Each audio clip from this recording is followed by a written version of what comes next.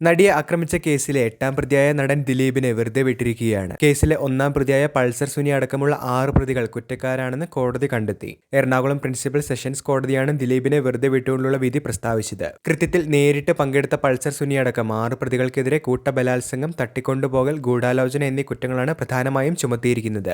6 പ്രതികളുടെയും ശിക്ഷാവിധിയിൽ December 12-ന് വാദം നടക്കും. കൃത്യത്തിൽ നേരിട്ട് പങ്കെടുത്തില്ലെങ്കിലും സംഭവത്തിന്റെ മുഖ്യ ആസൂത്രകൻ എന്ന് പ്രോസിക്യൂഷൻ ആരോപിക്കുന്ന 8ാം പ്രതിയായ ദിലീപിനെതിരെയും ബലാത്സംഗ കുറ്റം ചുമത്തിയിരുന്നു. എന്നാൽ ദിലീപിനെതിരെ ക്രിമിനൽ ഗൂഢാലോചന തെളിയിക്കാനായി പ്രോസിക്യൂഷന് സാധിച്ചിരുന്നില്ല. ഗൂഢാലോചനയിലടക്കം തെളിവില്ലെന്ന് ചൂണ്ടിക്കാട്ടിയാണ് കേസിൽ പ്രതിയായ ദിലീപിനെ കുറ്റവിമുക്തനാക്കിയത്.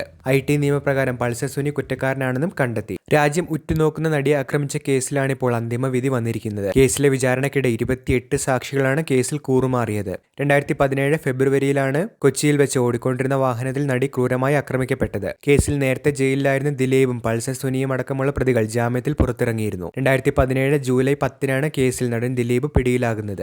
2017 ഒക്ടോബറിൽ 85 ദിവസത്തിന് ശേഷമാണ് ദിലീപിന് ജാമ്യം ലഭിച്ച് പുറത്തിറങ്ങുന്നത്. 2017 ഫെബ്രുവരിയിൽ അറസ്റ്റിലായ പൾസർ സുനിയും കഴിഞ്ഞ വർഷം സെപ്റ്റംബറിലാണ് സുപ്രീം കോടതിയിൽ നിന്ന് ജാമ്യം ലഭിച്ച് പുറത്തിറങ്ങിയിരുന്നത്. 2019-ലായിരുന്നു കേസിലെ വിചാരണ നടപടികൾ ആരംഭിച്ചത്. വിധി വന്നതിന് ശേഷം പോലീസുകാർക്കെതിരെ ആരോപണങ്ങളുമായി നടൻ ദിലീപ് രംഗത്തെത്തിയിരുന്നു. നടിയെ ആക്രമിച്ച കേസിൽ കുറ്റവിമുക്തരായ ശേഷം കോടതി മുറ്റത്ത് മാധ്യമങ്ങളോട് സംസാരിക്കുകയായിരുന്നു അദ്ദേഹം. കേസിൽ നടന്ന യഥാർത്ഥ ഗൂഢാലോചന തനിക്കെതിരെയാണെന്നും ജയിലിലെ പ്രതികളെ കൂട്ടുപിടിച്ചുകൊണ്ട് പോലീസ് കള്ളക്കഥ മെനയുകയായിരുന്നുവെന്നുമാണ് ദിലീപ് പറഞ്ഞത്. ക്രിമിനൽ ഗൂഢാലോചനയുണ്ടെന്നും അന്വേഷിക്കണമെന്നും മഞ്ജു വാര്യർ പറഞ്ഞിടത്തു നിന്നാണ് തനിക്കെതിരെ ഗൂഢാലോചന നടന്നതെന്നും അദ്ദേഹം പറയുന്നുണ്ട്. മുൻ ഭാര്യ മഞ്ജു വാര്യരുടെ പേരെടുത്ത് പരാമർശിച്ചുകൊണ്ട് തന്നെയായിരുന്നു ദിലീപ് തുടങ്ങിയത്. കോടതിക്ക് മുൻപിൽ ശബ്ദമിടറിയാണ് ദിലീപ് സംസാരിച്ചത്. ക്രിമിനൽ ഗൂഢാലോചനയുണ്ടെന്നും അന്വേഷിക്കണമെന്നും മഞ്ജു വാര്യർ പറഞ്ഞിടത്തു നിന്നാണ് തനിക്കെതിരെ ഗൂഢാലോചന നടന്നത്. ഒരു മേലുദ്യോഗസ്ഥനും ക്രിമിനൽ പോലീസ് സംഘവും ചേർന്ന് അത് നടപ്പിലാക്കുകയായിരുന്നു. മുഖ്യപ്രതിയെയും അയാളുടെ ജയിലിലെ കൂട്ടാളികളെയും കൂട്ടുപിടിച്ചുകൊണ്ട് പോലീസ് സംഘം കള്ളക്കഥയുണ്ടാക്കി. മാധ്യമങ്ങളെ കൂട്ടുപിടിച്ചുകൊണ്ട് ആ കള്ളക്കഥ സമൂഹ മാധ്യമങ്ങളിൽ പ്രചരിക്കുകയും ചെയ്തിരുന്നു. പോലീസ് സംഘം ഉണ്ടാക്കിയ കള്ളക്കഥ കോടതിയിൽ തകർന്നു വീണിരിക്കുകയാണ്.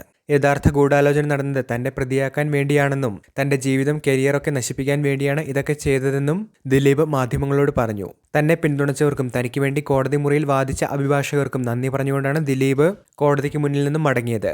ദിലീപിനെ കുറ്റവിമുക്തനാക്കിയ ഈ ഒരു നിയമ നടപടിയെ നിങ്ങൾ എങ്ങനെ നോക്കിക്കാണുന്നു? ഈ വിധിയെ പറ്റിയുള്ള നിങ്ങളുടെ അഭിപ്രായങ്ങൾ കമന്റിൽ പറയുക. ഒപ്പം തന്നെ ഏറ്റവും പുതിയ സിനിമ, എന്റർടൈൻമെന്റ് ന്യൂസുകൾക്കായി ചാനൽ ഇപ്പോൾ തന്നെ മറക്കാതെ സബ്സ്ക്രൈബ് ചെയ്തു വെച്ചേക്കുക.